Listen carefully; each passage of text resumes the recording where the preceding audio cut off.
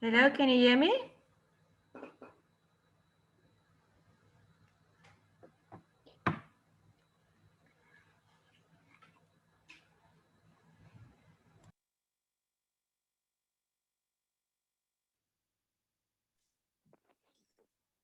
مولانا Khalil, Bismillah.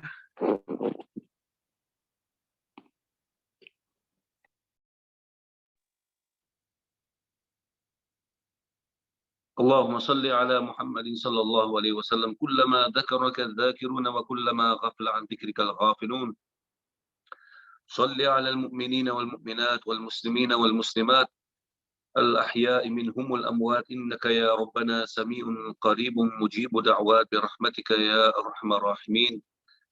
اللهم أنت السلام ومنك السلام وإليك يعود السلام، فحينا ربنا بالسلام وأدخلنا الجنة دار السلام. تبارك ربنا وتعاليت يا ذا الجلال والإكرام.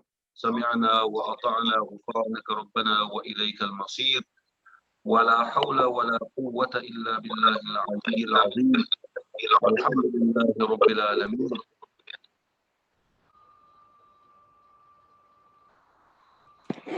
Amin ma yaqbalana. Amin.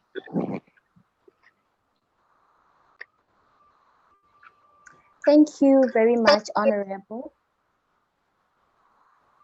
A very wonderful and great morning to all. I'd like to apologize for the delay and we appreciate your patience. We are indeed blessed to have our first virtual Hendricks lecture, and would like to thank and appreciate everybody. We have great people amongst us. Item 2 of our agenda says that introduction of the guest. I'd like to introduce the President General, who is the President of the Jama-ah. We have our Secretary General. We have Honorable Khalil from the Western Cape MPL. We have Budi Chabalala, we have Fuad, we have Lloyd Phillips, Councillor Ashkar Khan, Imran Musa, Khafsa, Nisa, and we'd like to thank all the councillors and more people who are still to join us later on today. Without any waste of time, item number 3 says that we will be having a message of support from our president, who is Hendricks. I'd kindly ask the president to take on the stage and give us a message of support. Thank you, President.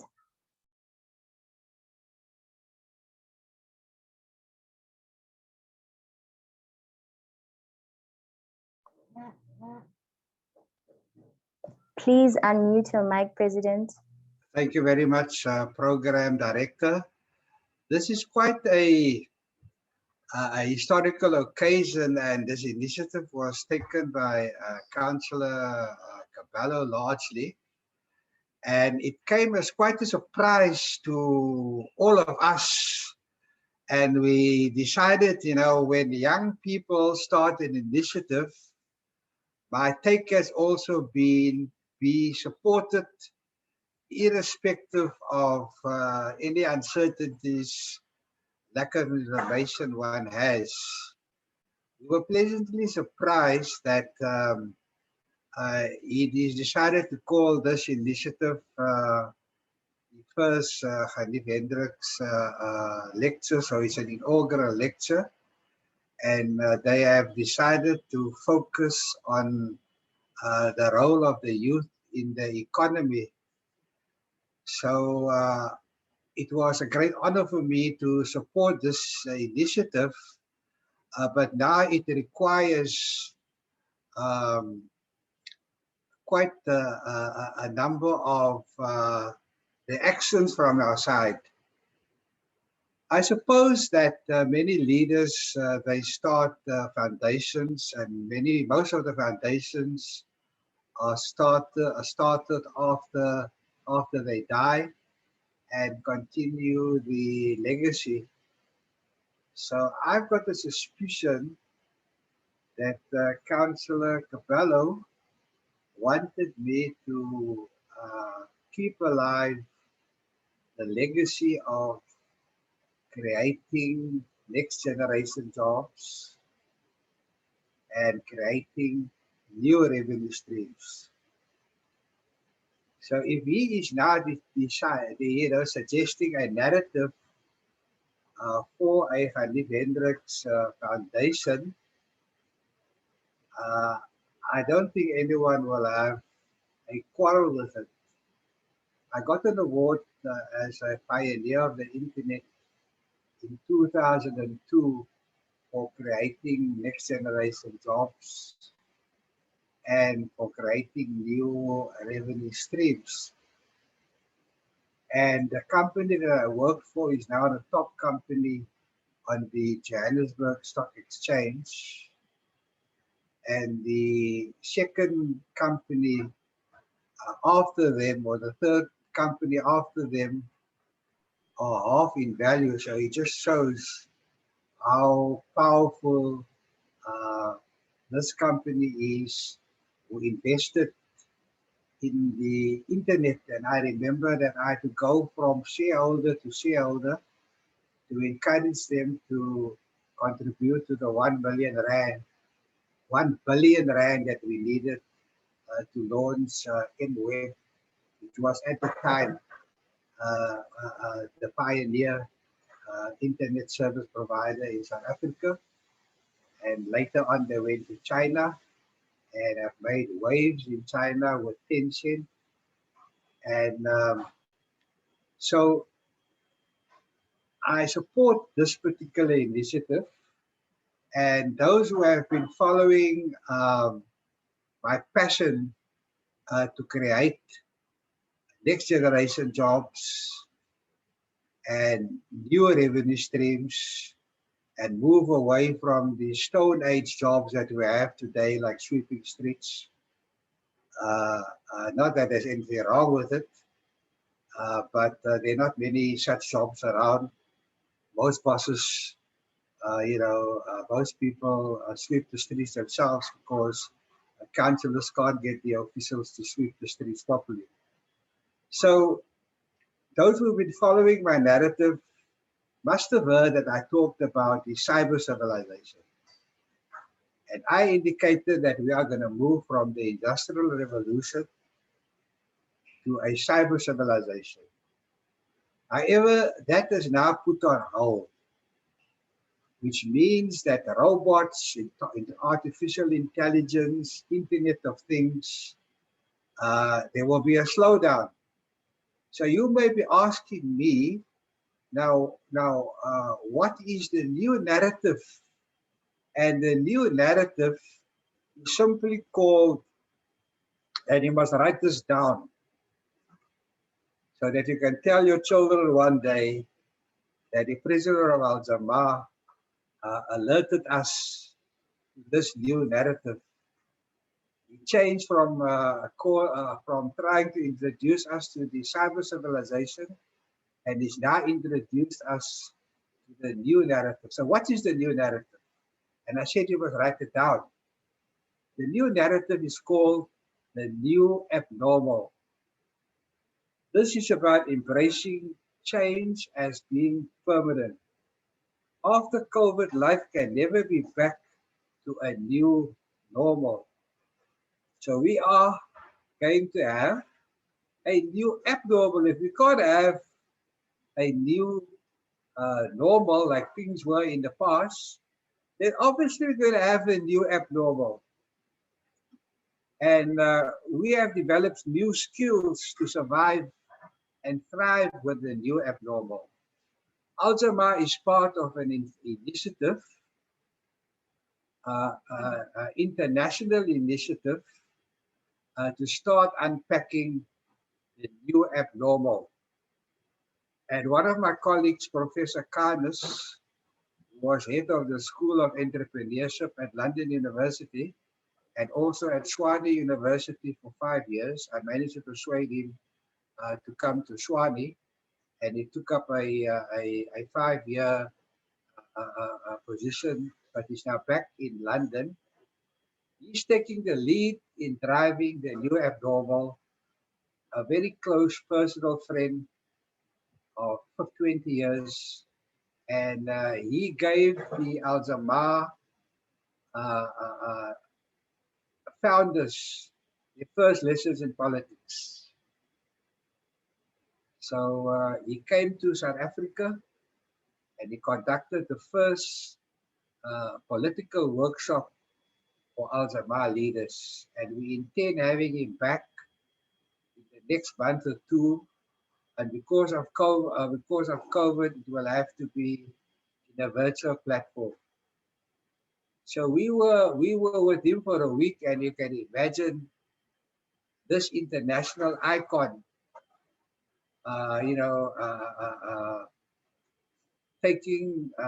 introducing Jama-ah to the new narratives. So I welcome this initiative. We give it our full support.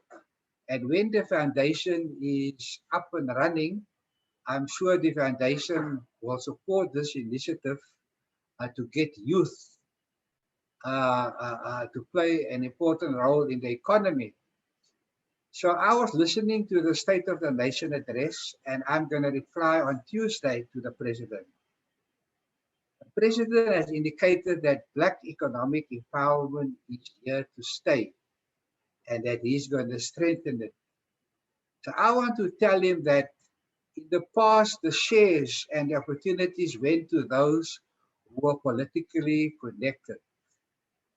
And my recommendation to him is that when every high school learner matriculates, they should be given shares in one or more companies before they go and study and before they enter the world of work. So if we give the shares to young people who have just matriculated, it will mean that they will have a stake in the economy from day one. The shares won't be given free of charge. Normally, there is a preferential rate. You pay like half the price. And secondly, you don't have to have money up front. The returns on the shares each year is kept until your loan to cover the shares is paid off. So in 5 to 6 years' time, you own the shares fully. And then by that time, you've got your degree and you're also a shareholder in the economy. Unless we give young people the opportunity to own these shares and to sit on boards and to influence decisions going forward, we are not going to make progress. A lot of young people today, they've got degrees, but they don't have jobs. So in the future, there will be more and more young people that will have degrees, MAs, but they don't have jobs, but they will have shares. And then if they hold shares in companies, they can then influence those companies to unleash their cash and create more job opportunities. So program director, I'm not making the keynote address. We have someone that's going to do that. I'm just here to show my support for this initiative. And I would like to thank you very much for this honor. Thank you very much. Thank you very much, President. Whatever President was saying, it is so true, especially when it comes to giving young people opportunities. I can even attest to that. The President does give people opportunities. So I think this will be a great initiative. We'll move right along to Councillor Ntekiso. The stage is yours. Thank you. Thank you very much, Program Director. Thank you very much, President, for the words. Indeed, what you have said, it's factual and it's true. It is what is happening in our day-to-day lives. But then let me start by greeting the President of Jama-ah, Honorable Hendricks, Secretary General Farid Ahmad, fellow councillors in City of Johannesburg, Councillor Imran Musa, Councillor Tapelo Ahmad, councillors in KwaZulu-Natal, Councillor A.K. Dawood, Councillor Salim Koka, Councillor Khan, Councillor Ashka Khan, my colleague, Councillor Veli Lutuli. And extend also my greetings to the councillors of City of Cape Town, as well as the staff in our offices in Cape Town. Also, My extended greetings to you, Program Director, our constituency office, as well as my Secretary General. Fellow leaders, we meet today to discuss the role of young people in creating a sustainable economy. But we base this phenomenon to the contribution that has been made by Mohammed Hendricks from his life as a young person up to this point.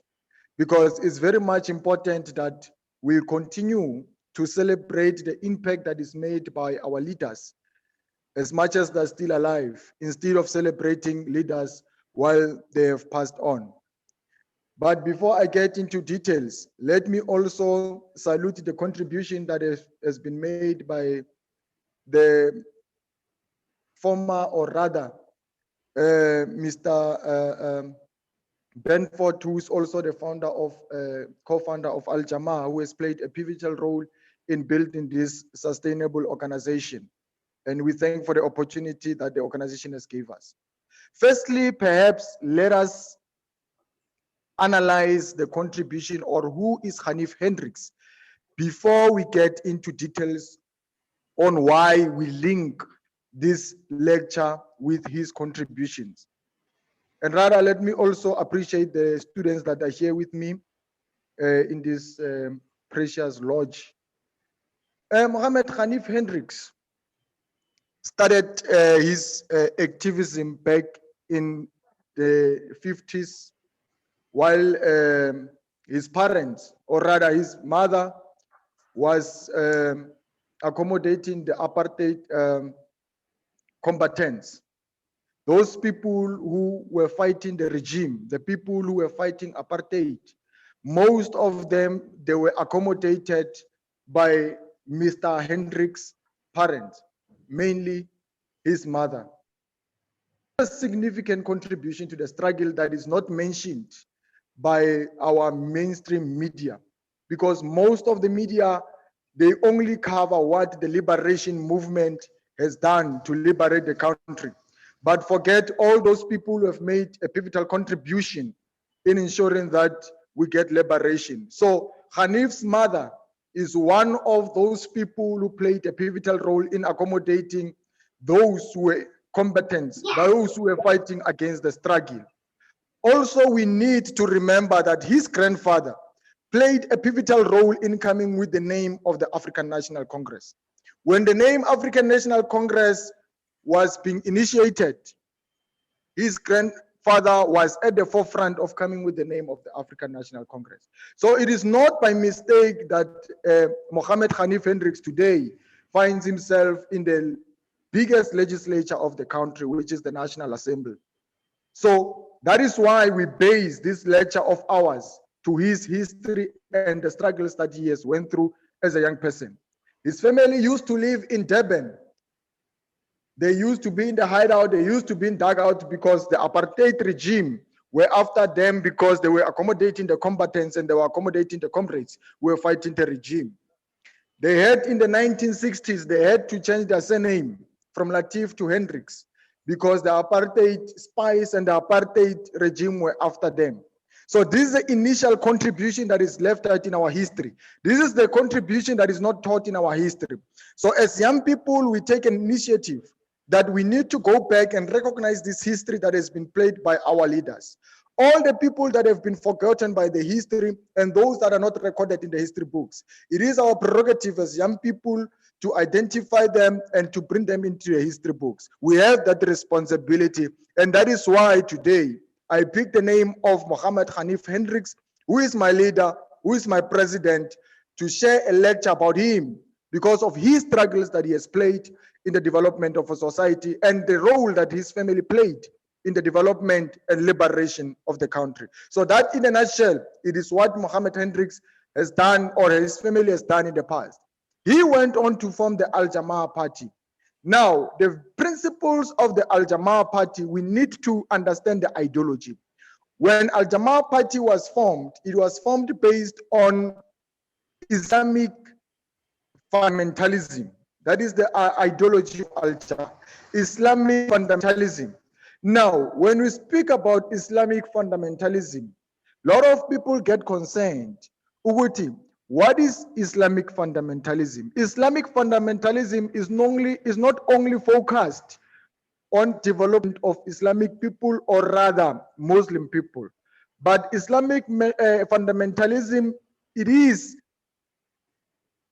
cut by basis of humanity, the basis of love, care, and charity, of which is what forms the basis of the Jama-ah party. So we must not lost when we read the name of Jama-ah, because a lot of people, particularly in the African communities, where they hear the name Jama-ah, they get frustrated, some of them. Jama-ah means Ubuntu, and it was formed on the basis of Islamic fundamentalism, and there's nothing wrong with that. It doesn't mean that Jama-ah is pushing Islamic policies, but is pushing the policy of South Africa in a broad shell. Mohammed Ganief Hendricks, when he got into parliament, the first thing that he tabled in parliament was the development of SMMEs. Now, we know that the development of SMMEs play a pivotal role in creating employment and growing the economy of the country, of which is why today I base this lecture on economic development, because ours as Jama-ah is not only to focus on only Islamic policies, but is to also focus on the development of young people in particular, and the development of the economy at large. Mr. President, the leadership of Jama-ah, you will agree with me when I say the struggles of young people around the country are the same. The struggles of young people across the globe are the same. The struggles are unemployment. The struggles are the fight against the socio-economic issues.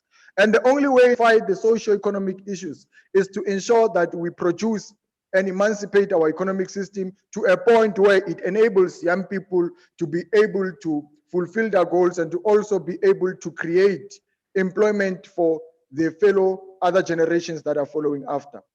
It was the great Frantz Fanon who said to us, out of relative obscurities, each generation must discover its mission. It must be up to them to fulfill it or betray it. Now, when the great Frantz Fanon was saying this to us, he was saying that each and every generation must discover the mission that they have to live upon in this lifetime. And whenever they have identified this generational mission, they have to ensure that they fulfill the generational mission to also benefit the generations that are coming after them. Now, the generational mission of the current generation that I'm forming is economic emancipation, is the job creation, is the creation of a sustainable economy. Now, it is pivotal to us to understand as young people that we owe it to our children to study the current economics dynamics so that our children don't start where we are.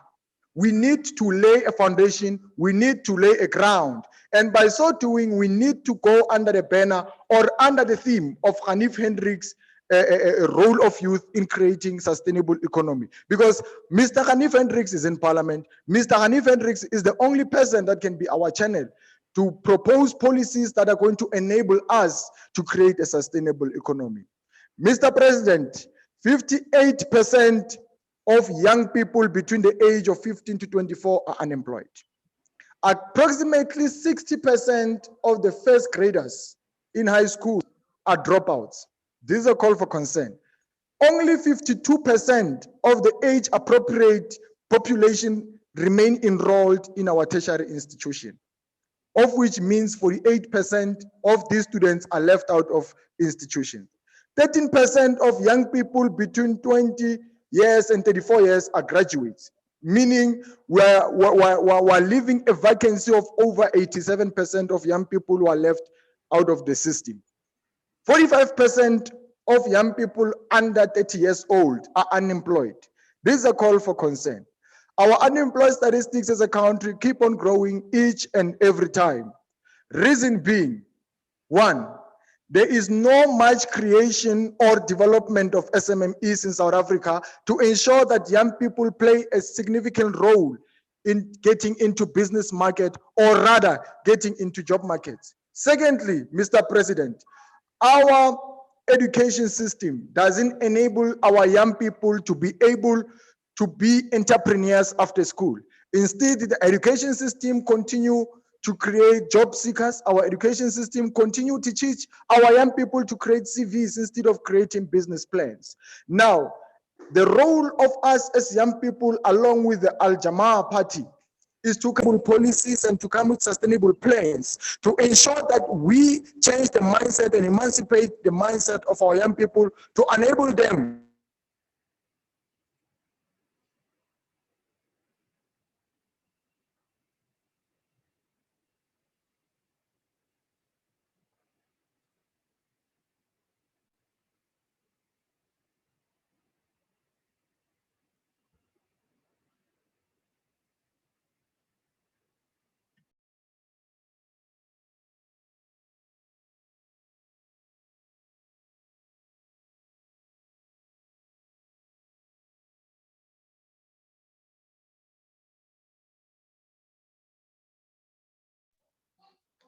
Apologies for that. I think Councillor Ntekiso is just having problems with his network. I'll check with him just now.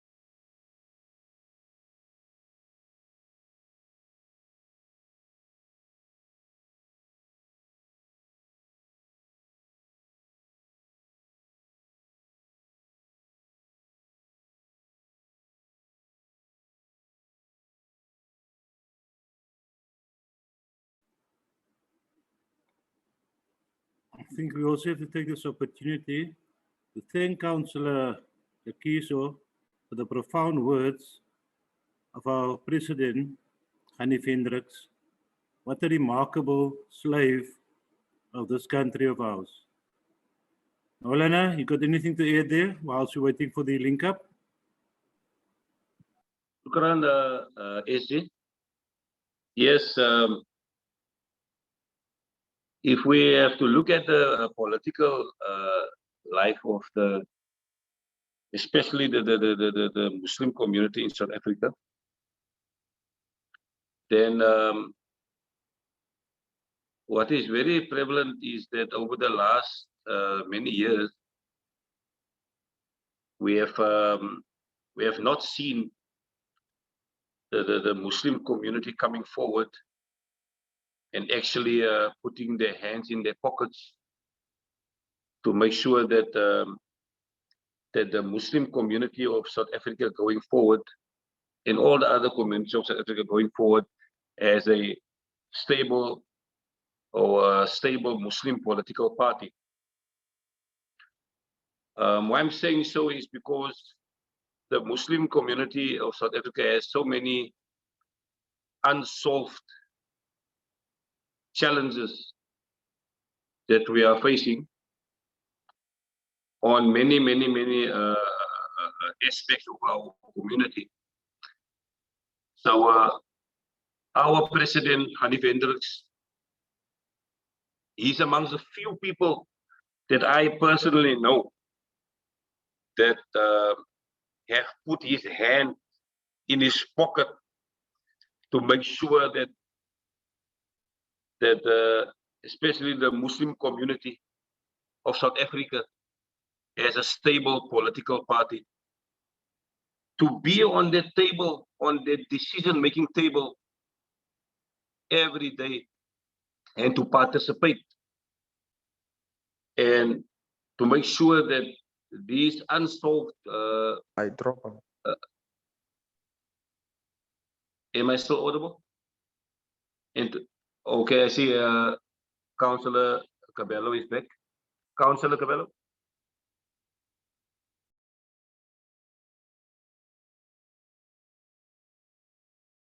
But Mr. President, I was saying that the only way to attain creation of sustainable economy, it's one, fixing the education system of the country. The education system is far from creating jobs. The education system is far apart from being aligned with our economic status. Now, what we need is for our young people to be taught about mining. We need our young people to be taught about finishing. We need our young people to be taught about manufacturing and production. A lot of jobs, like I've been saying, President, a lot of jobs in our mining sector are not controlled or are not in the hands of South Africans. More specifically, they're not in the hands of young people. So if young people can be taught from the primary level how to work in mines, how to extract those mineral resources, how to finish those mineral resources, how to manufacture and produce them, then we'll be able to create jobs. For instance, in the current generation, what is happening is that we extract gold in South Africa. The gold goes to United States of America for production and manufacturing. Then United States of America brings back that gold to South Africa in a form of products. Your American Swiss, your jewelry, your chains, your rings, your whatsoever. They bring them to South Africa. When they import them to South Africa, they import them into South Africa at a higher price. So if we can have young people who are taught from the primary level to the secondary school level how to utilize these mineral resources to make products, then we'll be able to reduce expenditure that we spent in importing those products from United States of America and from the Great Britain. Secondly, we need to support our SMMEs. We need to support these small, micro, and medium enterprises. We need to ensure that the Department of SMMEs is at the forefront of ensuring that young people own these SMMEs. And the ownership should not only be reduced to a certain people who are carrying membership cards of certain political parties. When the fund is being given out, all young people must be given equal opportunities.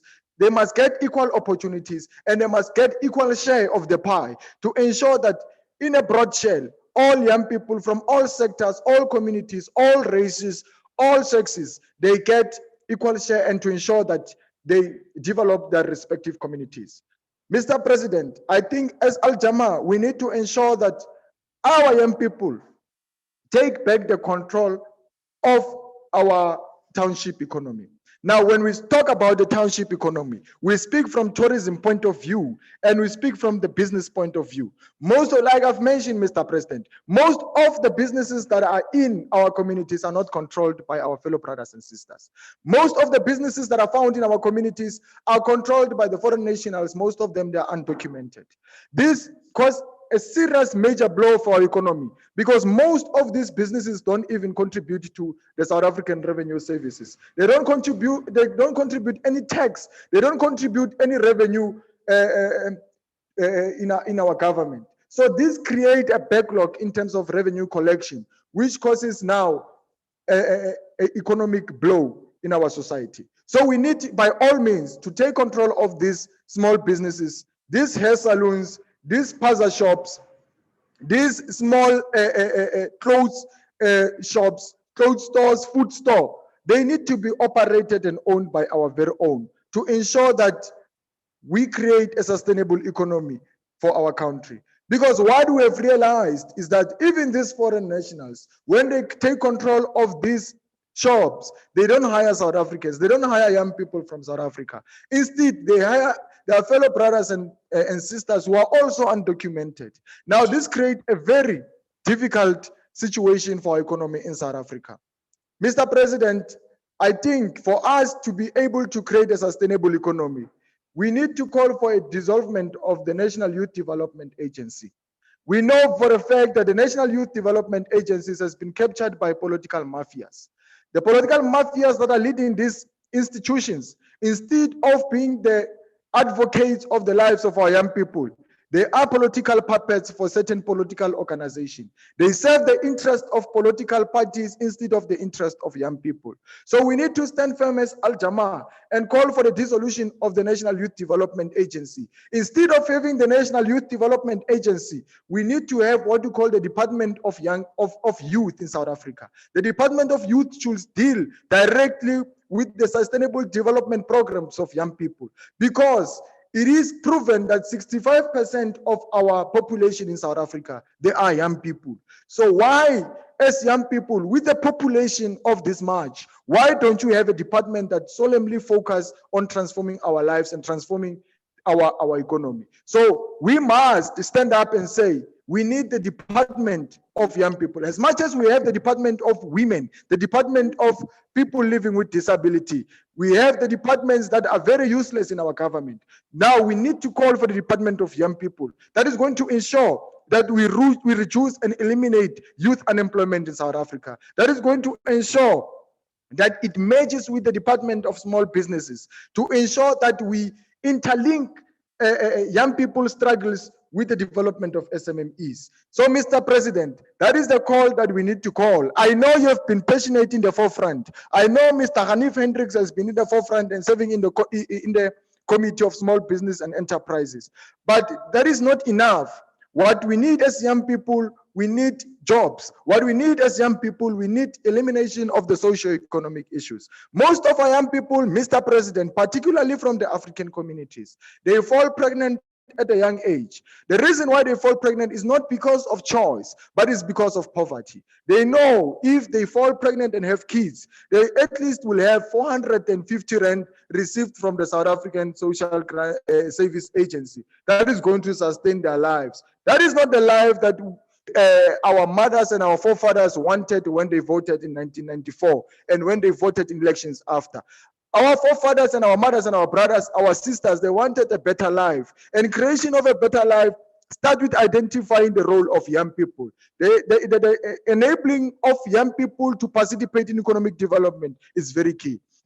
Mr. President, we need as Jama-ah to call by all, to support by all means expropriation of land. But we should not support the expropriation of land that is reckless. We need to support expropriation of land that is supported by constitutional means. Expropriation of land should not only be the land in rural communities. People must be allowed to expropriate land where there are business activities. People must be able, young people in particular, must be able to expropriate land in Sandton. Young people must be able to expropriate land in Centurion. They must be able to expropriate land in the city of Cape Town, in the inner city. Those lands do not belong only to the privileged. They also belong to all South Africans. So we need to support expropriation of land, but carefully so, because most of political parties, they tend to say, or political individuals, they tend to call for expropriation of land without compensation.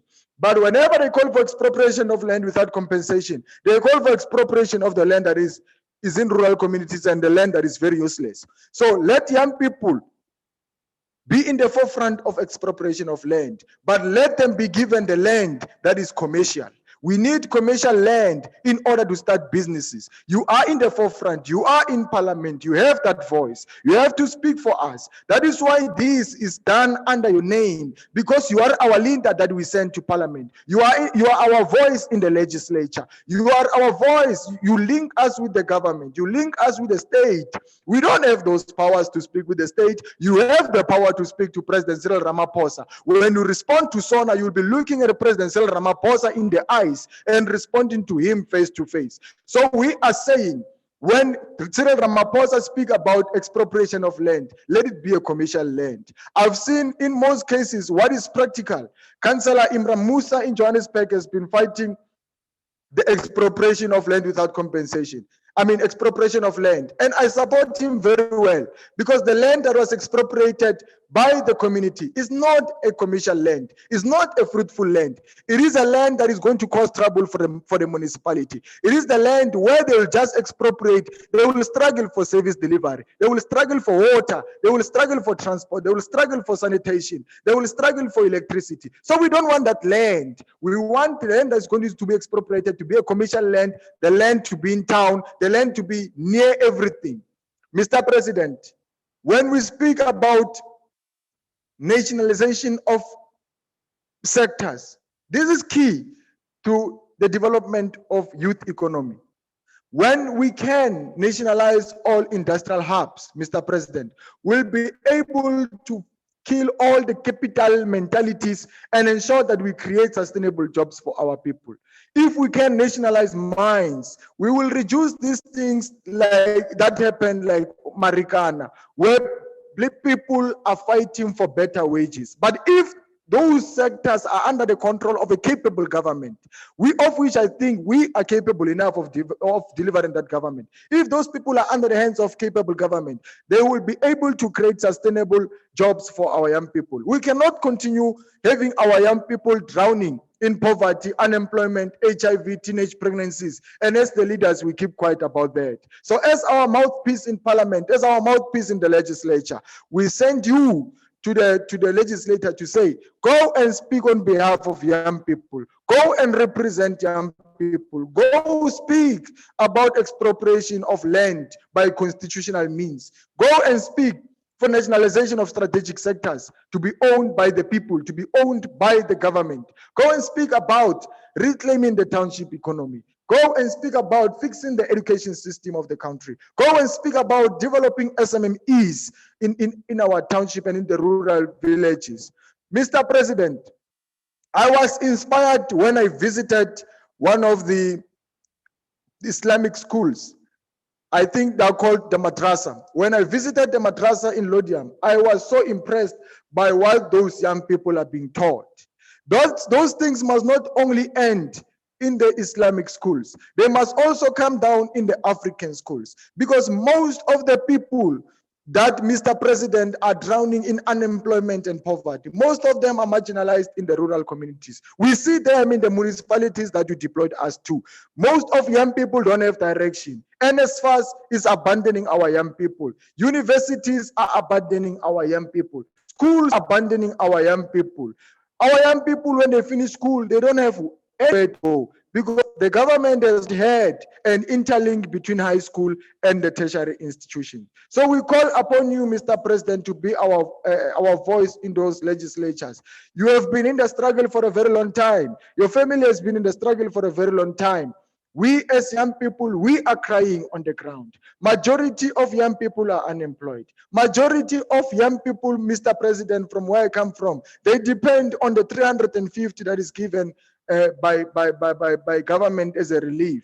We cannot have young people depending on those particular things. We need sustainable jobs. We don't need the presidential initiatives, Mr. President, that young people are going to only work for 6 months in schools. We don't need that. Let the government of Jama-ah be the change in different spheres of government. Let us implement policies that are going to ensure that young people are in key jobs, and ensure that the education that is given in madrasas, they are also given in our public schools across the country. Those young people in madrasas are taught skills. Those young people in madrasas, Mr. President, are taught Quran from the first page to the last page. But our young people in high schools and whatsoever, they are taught what to think, not how to think. We need them to be taught how to think, not what to think. So you are the mouthpiece. Go there, speak on behalf of us. Let us work on alleviating unemployment rate. Let us work, Mr. President, on creating sustainable economy. We are ready as far as concerned. The students in Tshwane are ready, Mr. President. I'm in Tshwane, and I can declare that the students here are ready to create that particular space for us as Jama-ah to grow and to ensure that we create key policies to sustain our economy. Mr. President, let us not have your struggle in the liberation going in vain. Let us not have your contribution and your family contribution in the struggle going in vain. We are here to pick you up where you fall down. And where we fall, you are supposed to be there for us to ensure that we don't fall astray. Because you are our leader. We have put trust in you. We have put trust in the Jama-ah party. We have put trust in your policies. So let us start implementing and creating sustainable jobs and sustainable economy for our young people. Those are the 5 responsibilities that we're giving you, Mr. President, as part of this lecture. Fix the education system, go and be the mouthpiece, fix the education system, ensure that we reclaim the township economy. Majority of them must be in the hands of South Africans. Go, Mr. President, ensure that SMMEs are owned by South Africans. Go, Mr. President, ensure that land is given to young people in particular by the means of the Constitution. We don't want similar situations that happened in Zimbabwe. We don't want similar situations that happened Mr. President, in most of the African countries that find themselves in economic recession. But we are saying, let us treat this matter of land with caution, and caution is the constitution. Let us follow the constitutional means and ensure that we have enough arms to ensure that our young people have land. But as I've said, Mr. President, we want commercial land. We don't want the land in rural communities, because that land, as far as I'm concerned, is very useless in creating economy, and it's very useless in creating jobs. So, Mr. President, this, as young people, is what we submit to you today, as we honor you and as we will continue honor you from now on. The name of Ganief Hendricks will be in our books and will ensure that it's engraved in our history books. Even those who are listening to us via the radio, they can hear that Mr. President was speaking about your name, and your name must be there forever and ever. It must not be delivered as an eulogy when you have passed away, but it must continue being preached while you are still alive. Those who will be left when you pass away must continue with the struggle. Even the generations after us must continue preaching your name, because your name must be there forever and ever. Thank you, Mrs. Program Director. Salute to you, Mr. President. Salute. Thank you so much. I think we can agree that that was an awesome presentation, and I can see that also the comments. We have learned a lot, and I think this is a great initiative, and it should not only end here, Mr. President. We are very proud of you, and we didn't know. I actually learned some things that I didn't even know. So it's great to be under such a great leadership. So I don't know if there are other people who would like to add something. Please just indicate by raising your hand so that we can give you an opportunity, or rather, does the president want to say anything before anybody ask questions? Mr. President? Thank you very much. I am blown away by the presentation, but let me recover a bit before I respond to such an in-depth presentations, which shows that South Africa has young people to take the lead, and we have young people in our own ranks who can progress to the higher positions in the land, and even the president of the country. Just one or two quick comments. The township economy, I spoke to my colleague, Professor Karnes, about the township economy, and he is going to do a presentation very soon. But his first initial thinking was that we need to get people involved in the township to start forming partnerships. So he says, for starters, if someone sells apples, maybe they must get another person selling apples to join them, and in that way we find that there will be growth as far as that is concerned. From our own side, when I was in the corporate world, I was responsible for starting the first online shopping mall in the country. And I still remember I recruited 25 people to do it. And they created the first pick and pay shopping, online shopping, and they also created the first mall. So under my leadership and under my direction, we know that online shopping has flourished. And today, online shopping is the e-commerce is the basis of the world economy. So I have quietly started a shopping mall, a virtual shopping mall called Zoba, and you can access it by typing in zoba.store. So it's work in progress for another 6 months. So young people can be introduced to e-commerce while they're studying at high school with no barriers to entry. They don't need a SIM. We will be able to assist them to sell the product that they have identified. So if they want to sell takkies, You know, we can source the taxi for them. We can provide the bells and the whistles, the payment systems, the delivery systems. And Zoba.store, at the moment, we are listing 1,000 cellular products like front and back cases and cables and chargers. But the shopping mall will be broad enough to sell whatever young people feel that they would like to sell. And we need to set up the infrastructure. And so we use Shopify. So there's already an opportunity for young people who are passionate about e-commerce to contact Jama-ah, who will contact me. At the moment, it's largely a private initiative from my side, because I don't want to risk the party's funds in such a venture. And there is a lot of investment that has to be made to get it up and running. But we want to create a e-commerce shopping mall like the best in the world. I created the first one in South Africa. But we want to create one of the best shopping malls, the best in the world, so that our young learners especially can use the internet to generate an income for them. I've also I've been offered a franchise to sell airtime and data. Data is the new abnormal. Students can't survive academically if they don't have data. So we're very happy that the government institutions are providing data. And where there are gaps, we feel that we need to provide an opportunity for that. And then also the data that we have negotiated will obviously be cheaper than everyone else. It's a triple SIM card, so it will get a signal from the nearest and the best towers. But I just thought I'll mention that.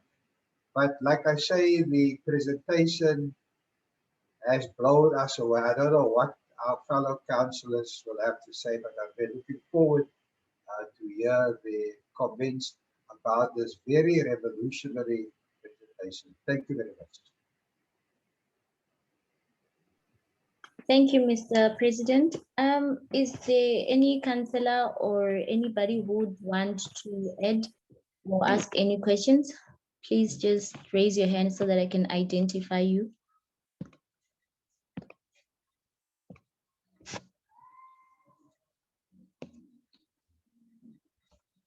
Thank you. We have a hand from Councillor Ashgar Khan, our social media chairperson. The stage is yours. Thank you.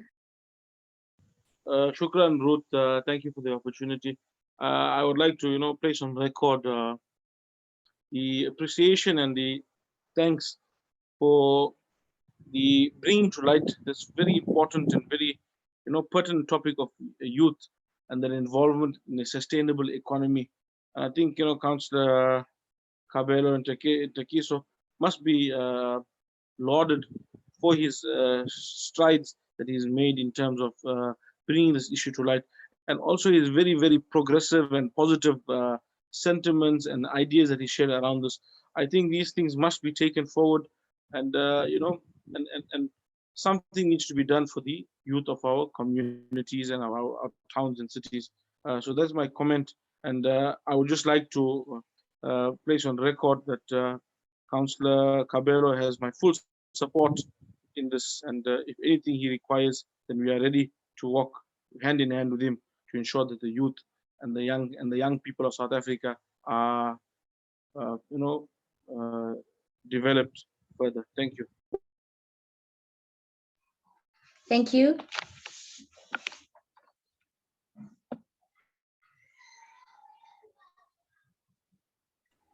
Honorable Chair, I also would like to applaud Councillor Kabelo.